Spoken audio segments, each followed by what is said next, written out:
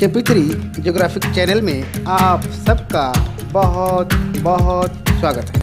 आइए आज हम लोग अध्याय 3 अपवाह तंत्र ड्रेनेज सिस्टम के बारे में अध्ययन करते हैं। सबसे पहले हम लोग इसके परिचय में देखेंगे कि किसी भी देश की भौतिक संरचना एवं उसके प्राकृतिक साधनों में नदियों का अत्यंत महत्वपूर्ण स्थान होता है। नदियों की संख्या पर वहाँ का आर्थिक विकास निर्भर होता है। किसी भी देश की धरती पर जलधाराओं के रूप में बहने वाली नदियाँ मानव शरीर की रक्तवाहिनी नसों के समान हैं। जिस प्रकार शरीर की रक्तवाहिनी नसें शरीर के विभिन्न अंगों को रक्त प्रदान कर उन्हें जीवित एवं गतिशील रखती हैं, उसी प्रकार जलवाहिनी नदियाँ देश के विभिन्न भागों को जल प्रदान कर वहाँ के निवासियों को जीवन दान देती हैं। और इस प्रकार से आगे हम लोग देखेंगे कि सौभाग्य से अपने देश की धरती पर नदियों का जाल बिछा है। हमारे देश के विशाल भूभाग में एक कोने से दूसरे कोने तक छोटी बड़ी सैकड़ों नदियाँ बहती हैं। यही नहीं, संसार में शायद ही कोई ऐसा देश होगा जहाँ नदियों ने वहाँ के निवासियों के दैनिक व आर्थिक जीवन पर इतना अधिक प्रभाव डाला हो जितना कि हमारे देश में। भारत की नदियाँ प्राचीन काल से ही यहाँ के आर्थिक तथा मानवीय विकास में महत्वपूर्ण योगदान करती हैं। यही कारण है कि हम भारतवासी सदा नदियों को आदर की दृष्टि से देखते हैं। इसलिए प्राचीन ग्रंथों में कहा गया है, गंगे च यमुने चैव गोदावरी सरस्वती नर्मदे सिंधु कावेरी जलेस्मिन् सन्निधिं कुरु। और इस प्रकार से आज भी ये नदियाँ हमारे देश की आर्थिक समृद्धि का एक मुख्य स्रोत बनी हुई हैं। और इस प्रकार से बताया जाता है कि संसार की नदियों में जितना जल है उसका 10% भाग हमारे देश की नदियों में बहता है। इसलिए नदियों को प्रदूषण मुक्त, साफ और स्वच्छ बनाने का अभियान छेड़ा जा रहा है। और इस प्रकार से आगे हम लोग देखेंगे। आइए अपने देश की इन महान नदियों, उनके प्रवाह क्षेत्र एवं उनकी उपयोगिता का कुछ परिचय प्राप्त करें। और इस प्रकार से अध्ययन की सुविधा की दृष्टि से भारत की नदियों को हम 2 भागों में विभाजित कर सकते हैं, जिसमें पहला है उत्तरी भारत की नदियाँ और दूसरा है दक्षिण भारत। प्रकार से हम लोग देखेंगे कि एक विशिष्ट क्षेत्र में नदियों, नालों, वाहिकाओं का जो विशेष तंत्र पाया जाता है उसे ही अपवाह तंत्र कहते हैं। यदि अपवाह तंत्र सुदृढ़ नहीं है तब वह क्षेत्र निश्चय ही बाढ़ के विनाश का शिकार बनेगा। निश्चित वाहिकाओं के माध्यम से हो रहे जल प्रवाह तंत्र को ही अपवाह कहते हैं। और इस प्रकार से इन सरिताओं का जाल ही अपवाह तंत्र का निर्माण करता है। किसी स्थान विशेष का अपवाह तंत्र भूवैज्ञानिक समयावधि, शैलों की प्रकृति एवं संरचना, स्थलाकृति, ढाल, प्रवाहित जल की मात्रा और प्रवाहित अवधि आदि कारणों का परिणाम होता है। और इस प्रकार से नदी का जल ढाल पाकर एक ही ओर को बहता रहता है। नदी जिस विशेष क्षेत्र से अपना जल बहा कर लाती है उसे नदी का जलग्रहण क्षेत्र कहते हैं। मुख्य नदी की अनेक सहायक नदियाँ होती हैं। मुख्य नदी और उसकी सहायक नदियों द्वारा अपवाहित क्षेत्र अपवाह द्रोणी के नाम से जाना जाता है। और इस प्रकार से एक अपवाह द्रोणी जिस सीमा से दूसरी द्रोणी से अलग होती है उसे जल विभाजक या जल संभर कहते हैं। और इस प्रकार से नदी द्रोणी का आकार बड़ा जबकि जल संभर क्षेत्र का आकार छोटा होता है। आइए आगे चलते हैं। आगे हम लोग देखेंगे भारतीय अपवाह तंत्र। भारतीय अपवाह तंत्र को वर्गीकृत करने के कई आधार हैं। सागर में जल विसर्जन के आधार पर भारतीय अपवाह तंत्र का वर्गीकरण निम्नवत किया गया है। इसमें पहला है बंगाल की खाड़ी का अपवाह तंत्र और दूसरा है अरब सागर का अपवाह तंत्र। भारत की 77% नदियाँ बंगाल की खाड़ी के अपवाह तंत्र का अंग हैं, जबकि 23% नदियाँ अरब सागर के अपवाह तंत्र से जुड़ी हुई हैं। और इस प्रकार से जल संवर क्षेत्र के आधार पर भारतीय अपवाह तंत्र का वर्गीकरण इस प्रकार किया गया है, जिसमें पहला है प्रमुख नदी द्रोणी अपवाह क्षेत्र। जिन नदी द्रोणियों का अपवाह क्षेत्र 20,000 वर्ग किलोमीटर क्षेत्र में फैला है उन्हें इसके अंतर्गत रखा गया है। इसमें 14 नदी द्रोणियों को सम्मिलित किया गया है। नेक्स्ट है मध्यम नदी द्रोणी अपवाह क्षेत्र। जिन नदियों की द्रोणियाँ 2000 से 20,000 वर्ग किलोमीटर क्षेत्र में फैली हैं उन्हें इस श्रेणी में रखा गया है। 44 नदी द्रोणियाँ इसके अंतर्गत आती हैं। और तीसरा है लघु नदी द्रोणी अपवाह क्षेत्र। जिन नदियों की द्रोणियों का क्षेत्र 2000 वर्ग किलोमीटर से कम है उन्हें इस श्रेणी में रखा गया है। यह अपवाह क्षेत्र कम वर्षा वाले क्षेत्रों का प्रतिनिधित्व करता है। आगे हम लोग देखेंगे हिमालयी अपवाह तंत्र। आइए देखते हैं। हिमालयी अपवाह तंत्र के इतिहास पर दृष्टि डालने से पता चलता है कि इसे विकसित होने में दीर्घ काल लगा है। हिमालयी अपवाह तंत्र में मुख्य रूप से सिंधु, गंगा और ब्रह्मपुत्र द्रोणियों का योगदान रहा है। हिमालयी अपवाह तंत्र की नदियाँ ऊंचे ऊंचे बर्फ से ढके पर्वत शिखरों से निकलने के कारण वर्ष भर जलापूर्ति होने के कारण सदैव जलराशि से भरी रहती हैं और इस प्रकार से साल भर बहती हैं। ये नदियाँ हिमालय के ऊबड़ खाबड़ क्षेत्रों से होकर बहने के कारण वी आकार की घाटी, जलप्रपात तथा छिपकाओं का निर्माण करती हैं, जबकि मैदानी क्षेत्र में ये समतल घाटियाँ विसर्पण, गोखुर झील, बाढ़ के मैदान, गुम्फित वाहिकाएँ तथा डेल्टा आदि स्थलाकृतियों का निर्माण करती हैं। और इस प्रकार से वर्षा ऋतु में ये नदियाँ बाढ़ द्वारा विनाश करती हैं। इसलिए कोसी नदी को बिहार का शोक कहा जाता है। यह नदी पर्वतीय क्षेत्रों से भारी मात्रा में अवसाद लाकर मैदान में एकत्र कर देती हैं, जिससे इसका मार्ग रुक जाने से बाढ़ आ जाती है। गंगा, राप्ती तथा ब्रह्मपुत्र नदियाँ भी बाढ़ों के लिए कुख्यात हैं। और इस प्रकार से आगे चलते हैं। आगे हम लोग देखेंगे हिमालय पर्वतीय अपवाह तंत्र का विकास। आइए देखते हैं।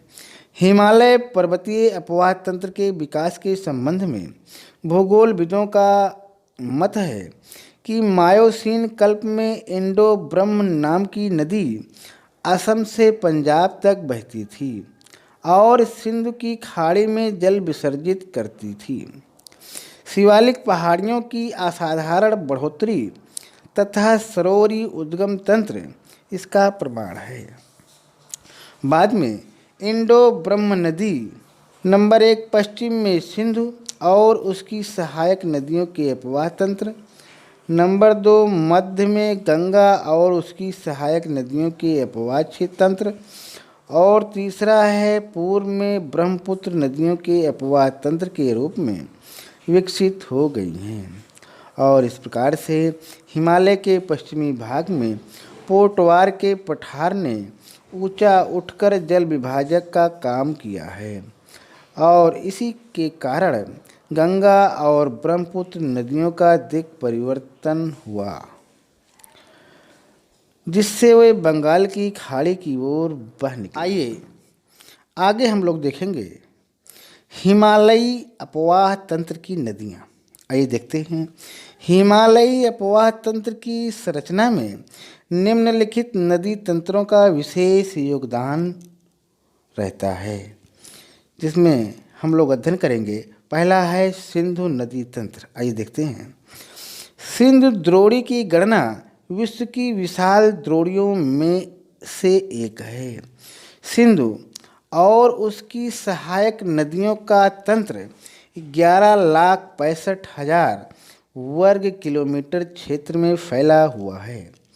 सिंधु हिमालय से निकलने वाली नदियों में से सबसे पश्चिमी नदी है, जो भारत में 1,114 किलोमीटर बहती है। यह नदी तिब्बत क्षेत्र के कैलाश पर्वत श्रेणी में बोखर चू के निकट सिंगी खम्बान हिमनद से निकलती है। सिंधु नदी लद्दाख एवं जास्कर श्रेणियों के बीच में उत्तर पश्चिम दिशा की ओर बहती है। यहाँ से यह नदी जम्मू कश्मीर में गिलगिट के समीप दर्शनीय महाखंड का निर्माण करती है। यहाँ से बहकर यह नदी चिल्लस के निकट दर्दिस्तान प्रदेश में प्रवेश करती है और इस प्रकार से हिमालय पर्वत से निकलने वाली सिंधु की सहायक नदियों में श्योक, गिलगिट, जास्कर, हुंजा तथा द्रास आदि के नाम उल्लेखनीय हैं। सिंधु नदी मिथनकोट के निकट पंचनद का जल ग्रहण कर कराची के पूर्व में अरब सागर में गिर जाती है और इस प्रकार से भारत में सिंधु नदी का प्रवाह क्षेत्र जम्मू कश्मीर राज्य के मात्र लेह जिले तक सीमित है। झेलम सिंधु नदी की महत्वपूर्ण सहायक नदी है, जो कश्मीर घाटी के दक्षिण पूर्व में पीर पंजाल गिरिपद में स्थित बेरीनाग झरने से निकलती है। यह श्रीनगर के मध्य से बहकर जाती है और पाकिस्तान में झंग के निकट चेनाब नदी में मिल जाती है। सतलज नदी पर भाखड़ा नांगल परियोजना का निर्माण किया गया है और इस प्रकार से आगे चलते हैं। आगे हम लोग देखेंगे गंगा नदी तंत्र। आइए देखते हैं। गंगा नदी अपनी पौराणिक संस्कृति तथा विशाल द्रोणी के लिए प्रसिद्ध है। भारत की सबसे प्रसिद्ध गंगा नदी उत्तराखंड राज्य के उत्तरकाशी जिले के गोमुख के निकट 3900 मीटर की ऊंचाई पर स्थित गंगोत्री हिमनद से निकलती है। यहाँ इसका नाम भागीरथी है, जो देवप्रयाग में अलकनंदा से मिलकर गंगा की मुख्य धारा बन जाती है। अलकनंदा जो सतोपथ हिमनद से निकलती है, धौली और विष्णु गंगा धाराओं के जल को ग्रहण कर आगे बढ़ती है और इस प्रकार से पिंडार नदी इससे कर्णप्रयाग में, जबकि मंदाकिनी और काली गंगा इससे रुद्रप्रयाग में मिलती हैं। आगे चलते हैं। गंगा नदी अपनी पर्वतीय अवस्था को छोड़कर हरिद्वार में मैदान में प्रवेश करती हैं। यहाँ से इसका प्रवाह मार्ग दक्षिण पूर्व की ओर मुड़ जाता है और इस प्रकार से गंगा नदी का प्रवाह मार्ग 2525 किलोमीटर है। यह नदी सर्वाधिक उत्तर प्रदेश राज्य में 1450 किलोमीटर क्षेत्र को अभिसिंचित करती है। गंगा नदी का अपवाह तंत्र भारत का सबसे बड़ा अपवाह तंत्र है, जिसमें हिमालय से निकलने वाली यमुना, कोसी, घाघरा, गंडक, गोमती, रामगंगा तथा महानंदा आदि मिलती हैं। और इस प्रकार से यमुना, जो कि इसकी मुख्य सहायक नदी है, इलाहाबाद के निकट इससे मिलकर संगम का निर्माण करती है। और अंत में गंगा नदी सागर द्वीप के निकट बंगाल की खाड़ी में गिर जाती है। और आगे हम लोग देखेंगे यमुना नदी। यमुना नदी यमुनोत्री हिमनद से निकलती हैं। चंबल, बेतवा और केन नदियाँ इसके दाहिनी तट पर मिलती हैं। यह नदी सिंचाई की दृष्टि से बहुत उपयोगी है। चंबल नदी मध्य प्रदेश के मालवा पठार में महू के निकट से निकलती है। चंबल नदी उत्खात भूमि या चंबल खड्ड के लिए गंडक, घाघरा, कोसी, रामगंगा, शारदा और सरयू नदियाँ विशाल जलराशि लाकर गंगा में मिलाकर उसका आकार बढ़ा देती हैं। आइए देखते हैं ब्रह्मपुत्र नदी तंत्र। ब्रह्मपुत्र नदी विश्व की सबसे लंबी नदियों में अपना स्थान रखती है। यह मानसरोवर झील के निकट चेमायुंग डुंग हिमनद से निकलती है। यह नदी तिब्बत के शुष्क और समतल मरुस्थल में 1200 किलोमीटर तक प्रवाहित होती है। और इस प्रकार से जहाँ इसे सांगपो या शोधक कहा जाता है, रांगो सांगपो इसकी सहायक नदी है। ब्रह्मपुत्र नदी अरुणाचल प्रदेश में सदिया कस्बे के निकट भारत में प्रवेश करती है, जहाँ इसमें सिकांग और लोहित मिलकर इसे ब्रह्मपुत्र बना देती हैं। असम घाटी में 750 किलोमीटर के प्रवाह मार्ग में ब्रह्मपुत्र नदी में अनेक नदियाँ मिलती हैं। इनमें बूढ़ी, दिहिंग, धनसरी, सुबनसिरी, कामेंग, मानस व संकोश आदि प्रमुख हैं। ब्रह्मपुत्र नदी बांग्लादेश में प्रवेश करके दक्षिण की ओर बहती है, जहाँ तीस्ता उसमें मिलती है। दोनों की संयुक्त धारा यमुना कहलाती है। और इस प्रकार से अंत में यह पद्मा नदी के साथ मिलकर बंगाल की खाड़ी में गिर जाती है। ब्रह्मपुत्र नदी बाढ़ों तथा मार्ग परिवर्तन के कारण उत्पात मचाती है। इसके जलग्रहण क्षेत्रों में भारी वर्षा होने के कारण यह भारी गाद बहा कर लाती है। आगे हम लोग देखेंगे महाद्वीपीय अपवाह तंत्र। आइए देखते हैं। महाद्वीपीय अपवाह तंत्र हिमालयी अपवाह तंत्र की अपेक्षा अधिक उथला और चौड़ा है।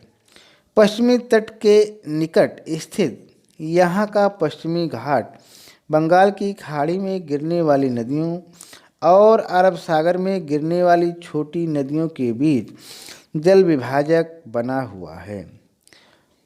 और इस प्रकार से नर्मदा और तापी नदी को छोड़कर प्रायद्वीप की सभी नदियाँ पूर्व में बंगाल की खाड़ी में गिरती हैं।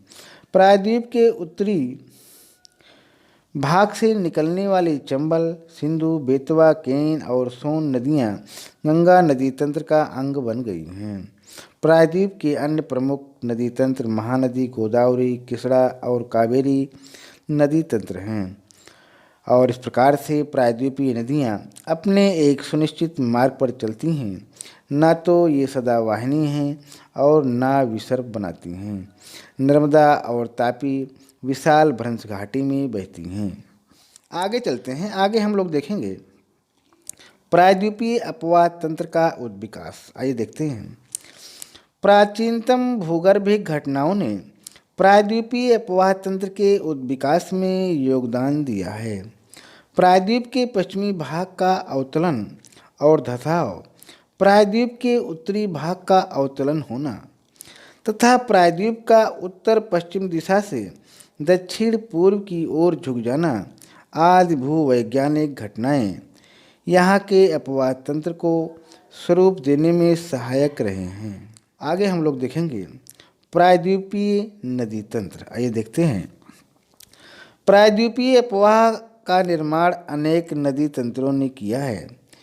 इनमें से प्रमुख नदी तंत्र इस प्रकार हैं, जिसमें पहला है महानदी। आइए देखते हैं। महानदी इस क्षेत्र की प्रमुख नदी है जो छत्तीसगढ़ के रायपुर जिले के सिहवा के निकट से निकलती है। यह नदी ओडिशा में बहकर बंगाल की खाड़ी में गिर जाती है।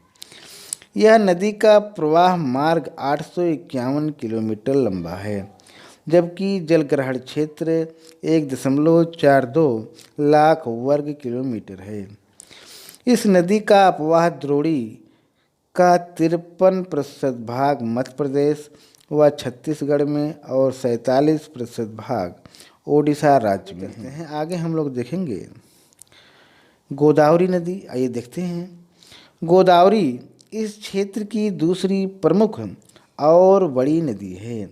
इसके महत्व के कारण इसे दक्षिण गंगा कहते हैं, जो नासिक जिले से निकलकर 1465 किलोमीटर लंबी है और महाराष्ट्र, मध्य प्रदेश, छत्तीसगढ़ और आंध्र प्रदेश में बहती हुई बंगाल की खाड़ी में गिरती है। पेनगंगा, इंद्रावती, प्राणहिता, मंजरा आदि इसकी सहायक नदियां हैं। यह नदी नौकायन के लिए उपयुक्त है। यह एक सुंदर जलप्रपात भी बनाती है, जबकि इसके दक्षिणी प्रवाह क्षेत्र में बाढ़ें आती हैं। राजमुंदरी के बाद यह नदी कई धाराओं में बंटकर विशाल डेल्टा बनाती है। इसका जलग्रहण क्षेत्र 1.13 लाख वर्ग किलोमीटर है।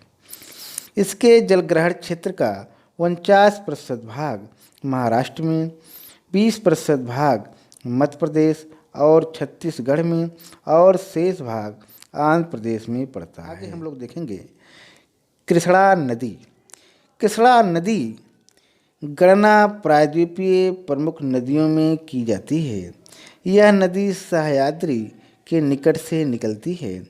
इसका प्रवाह मार्ग 1401 किलोमीटर है तथा कोयना, तुंगभद्रा और भीमा इसकी सहायक नदियां हैं और इस प्रकार से यह नदी महाराष्ट्र, कर्नाटक, आंध्र प्रदेश और तेलंगाना राज्यों में बहकर बंगाल की खाड़ी में गिरने से पूर्व विशाल डेल्टा बनाती है। इस नदी के कुल ग्रहण क्षेत्र का 27% भाग महाराष्ट्र में, 44% भाग कर्नाटक में और 29% भाग आंध्र प्रदेश में और तेलंगाना में पड़ता है। आगे चलते हैं। आगे हम लोग देखेंगे नेक्स्ट रिवर कावेरी नदी। आइए देखते हैं। कावेरी नदी कर्नाटक के कोगाडू जिले में स्थित ब्रह्मगिरी की पहाड़ियों से निकलती है। इसकी लंबाई 800 किलोमीटर और अपवाह क्षेत्र 81,155 किलोमीटर है। यह नदी वर्ष भर जल से भरी रहती है और केरल, कर्नाटक और तमिलनाडु राज्यों में होकर बहती है। काबिनी, भवानी और अमरावती इसकी सहायक नदियां हैं। इस नदी की द्रोणी का 3% भाग केरल में, 41% भाग कर्नाटक में और 56% भाग तमिलनाडु में पड़ता है। आगे हम लोग देखेंगे नर्मदा नदी। आइए देखते हैं। नर्मदा नदी अमरकंटक पठार के पश्चिमी पार्श्व से निकलकर 1312 किलोमीटर तक बहने के बाद भड़ौज के दक्षिण में अरब सागर में गिर जाती है। यह नदी संगमरमर की सुंदर चट्टानों के बीच बहकर जबलपुर के निकट धुआंधार जलप्रपात का निर्माण करती है और इस प्रकार से सरदार सरोवर परियोजना का निर्माण इसी नदी पर किया गया है। इस नदी का ज्वार नदमुख 27 किलोमीटर लंबा है। इसके अपवाह क्षेत्र का 79% भाग महाराष्ट्र में, 15% भाग मध्य प्रदेश में और से 6% भाग गुजरात में पड़ता है। आगे देखेंगे हम लोग ताप्ती नदी। आइए देखते हैं। ताप्ती नदी मध्य प्रदेश के बैतूल जिले में स्थित मुल्ताई से निकलकर महाराष्ट्र और गुजरात राज्य में 724 किलोमीटर बहकर अरब सागर में विलीन हो जाती है। इसके अपवाह क्षेत्र का 79% भाग महाराष्ट्र में, 15% भाग मध्य प्रदेश में और से 6% भाग गुजरात में पड़ता है। हम लोग अध्ययन करेंगे लूनी नदी। आइए देखते हैं। लूनी नदी राजस्थान क्षेत्र की प्रमुख और सबसे लंबी नदी है। यह पुष्कर के निकट दो धाराओं के रूप में जन्म लेकर गोविंदगढ़ में लूनी बन जाती है। यह दक्षिण पश्चिम दिशा की ओर बहकर कच्छ के रन में पहुंचकर अरब सागर में मिल जाती है। इस नदी का अपवाह तंत्र अल्पकालिक है। और आगे हम लोग देखेंगे पश्चिम की ओर बहने वाली छोटी नदियाँ। आइए देखते हैं। पश्चिम की ओर बहकर अरब सागर में मिलने वाली नदियों का प्रवाह मार्ग छोटा है, जो इस प्रकार है। पहला है साबरमती, दूसरा है माही नदी, तीसरा है कालिंदी, चौथा है शरावती, पांचवा है भरतपुझा, छठा है पेरियार, सातवां है ढाढर। आगे हम लोग देखेंगे पूर्व की ओर बहने वाली छोटी नदियाँ। प्रायद्वीप में अनेक नदियाँ अपनी सहायक नदियों के साथ पूर्व की ओर प्रवाहित होती हैं। ये नदियाँ छोटे प्रवाह मार्ग से बहकर बंगाल की खाड़ी में गिर जाती हैं, जिसमें स्वर्णरेखा, बैतरणी, ब्रह्माणी, वमसाधारा, पेन्नर, पल्लार और वागाई इस क्षेत्र की प्रमुख नदियाँ हैं। आगे हम लोग देखेंगे नदी बहाव प्रवृत्ति। आइए देखते हैं। नदी में प्रवाहित जल की मात्रा वर्ष भर एक समान नहीं रहती है। ऋतु के अनुसार नदी बहाव की प्रवृत्ति बदलती रहती है। वर्षा ऋतु में जलापूर्ति बढ़ जाने से नदी में प्रवाहित जल की मात्रा बढ़ जाना स्वाभाविक ही है। नदी के चैनल में वर्ष पर्यंत जल प्रवाह के प्रारूप को नदी बहाव प्रवृत्ति कहा जाता है। उत्तर भारत की हिमालय पर्वत से निकलने वाली नदियाँ सदा नीरा हैं, जबकि प्रायद्वीप की नदियाँ सदा नीरा नहीं हैं। दक्षिणी भारत की नदियों की बहाव की प्रवृत्ति वर्षा द्वारा निर्धारित होती है। जल विसर्जन नदी में समयानुसार जल प्रवाह के आयतन का माप है। इसे क्यूसेक्स व क्यूमेक्स में मापा जाता है। गंगा नदी में न्यूनतम जल प्रवाह जून माह में रहता है। अगस्त और सितंबर में जल प्रवाह सर्वाधिक रहता है। इसे नदी के जल प्रवाह की मानसूनी प्रवृत्ति कहा जाता है। गंगा द्रोणी के पूर्वी तथा पश्चिमी क्षेत्र में जल प्रवाह की प्रवृत्ति में जमीन आसमान का अंतर देखने को मिलता है। और इस प्रकार से फरक्का में गंगा नदी का औसत अधिकतम जल प्रवाह लगभग 55,000 क्यूसेक्स है, जबकि न्यूनतम औसत 1300 क्यूसेक्स है। और इस प्रकार से आगे चलते हैं। नर्मदा नदी में जल प्रवाह का औसत जुलाई माह में बहुत कम रहता है, जबकि अगस्त में यह अधिकतम हो जाता है। अक्टूबर माह में यह निम्नतम रहता है। इस नदी का अधिकतम बहाव 2300 क्यूसेक्स तथा न्यूनतम बहाव 15 क्यूसेक्स ही है। और इस प्रकार से गोदावरी नदी में अधिकतम प्रवाह मई में, जबकि अधिकतम जुलाई अगस्त में होता है। अक्टूबर नवंबर में जल प्रवाह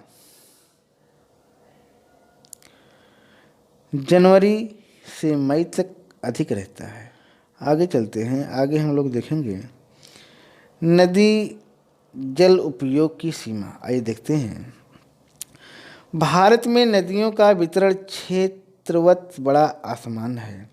सदा नीरा नदियाँ वर्ष भर विशाल जलराशि का वहन करती हैं, जबकि अनित्यवाही नदियाँ शुष्क ऋतु में जलविहीन हो जाती हैं और इस प्रकार से वर्षा ऋतु में इनमें बाढ़ें आती हैं, जबकि ग्रीष्म ऋतु में इनका घर सूख जाता है। भारत में बाढ़ और सूखा आपदा से निपटने के लिए वैज्ञानिक ढंग से राष्ट्रीय नदी जल प्रबंधन करने की निरंतर आवश्यकता है।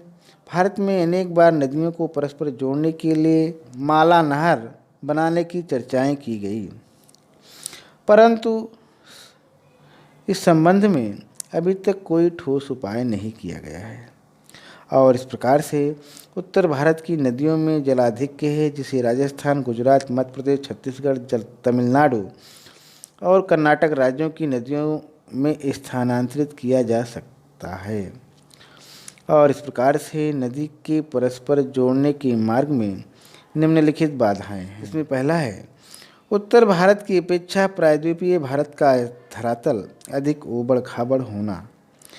दूसरा है मैदानी क्षेत्रों से जो नीचे हैं पठार के ऊंचे भाग तक जल पहुंचाना कठिन है।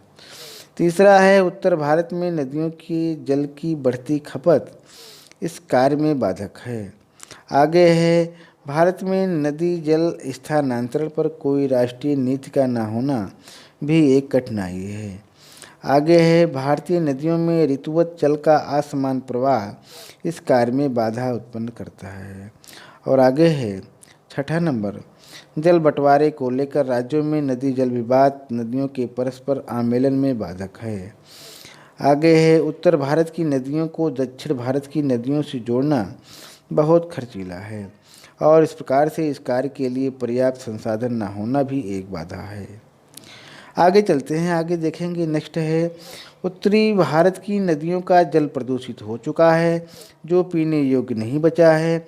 उसे दक्षिण भारत की नदियों के स्वच्छ जल में मिलाना बुद्धिमत्तापूर्ण नहीं है। चलते हैं और इस प्रकार से प्रश्न उठता है मानवीय संस्कृति और सभ्यता को जन्म देने वाली नदियों का जल प्रदूषित क्यों हो गया। गंगा जिसमें डुबकी लगाकर मानव पवित्र हो जाता है, आज स्वयं अपवित्र हो गई हैं। उसका जल पीने तो क्या स्नान करने योग्य भी नहीं है। गंगा एक्शन प्लान, यमुना सफाई अभियान, नमामि गंगे कार्य योजना गंगा को निर्मल और अविरल बनाने में असफल रही हैं। नदियों के जल में अवांछनीय तत्वों के मिल जाने से उसके भौतिक, रासायनिक और जैविक संगठन में अंतर हो जाने के कारण उसके उपयोगी तत्वों का नष्ट हो जाना ही नदी जल प्रदूषण और इस प्रकार से नदी जल प्रदूषण के लिए निम्नलिखित कारण उत्तरदायी हैं। इसमें पहला है नगरों के गंदे नालों को दूषित जल मल को नदियों के जल में मिलाना। और नेक्स्ट है कारखानों और औद्योगिक इकाइयों के दूषित जल को नदियों के जल में छोड़ना। और नेक्स्ट है औद्योगिक ठोस कचरे तथा प्रदूषकों को नदियों के जल में उड़ेलना। नेक्स्ट है शवों को नदियों के जल में बहाना। नेक्स्ट है शवों की राख और अस्थियां नदियों के जल में प्रवाहित करना। नेक्स्ट है नदियों के जल में मैले तथा दूषित वस्त्र धोना। आगे है नदियों के जल में फूल मालाएं तथा मूर्तियां विसर्जित करना। और आगे है नदियों के जल में पशुओं को नहलाना और पानी पिलाना। आगे है खेतों में रासायनिक उर्वरकों तथा कीटनाशकों का अधिकाधिक उपयोग करना। और इस प्रकार से नेक्स्ट अंतिम है वर्षा ऋतु में खेतों में अनियंत्रित रूप से मृदा क्षरण होकर नदियों के जल में मिल जाना। इस प्रकार से सारांश में हम कह सकते हैं कि नदी जल प्रदूषण वर्तमान समय की एक गंभीर समस्या बन गई है और इस प्रकार से इसे जन स्तर, सामाजिक स्तर और राष्ट्रीय स्तर पर सुधारने की आवश्यकता है। अन्यथा जल जीव, फसलें, पेड़ पौधे, वन्य जीव और खाद्य पदार्थ सभी जल प्रदूषण का शिकार बन जाएंगे। उत्तरी भारत में नदियों के तटों पर बसे सभी नगरों का जनजीवन, आर्थिक और सांस्कृतिक विकास खतरे में पड़ जाएगा। और इस प्रकार से शुद्ध जल है तो कल है, अन्यथा मानव जीवन में हलचल है। और इस प्रकार से आज हम लोगों ने अध्याय 3 का अध्ययन किया। आज यहीं तक। बहुत बहुत धन्यवाद।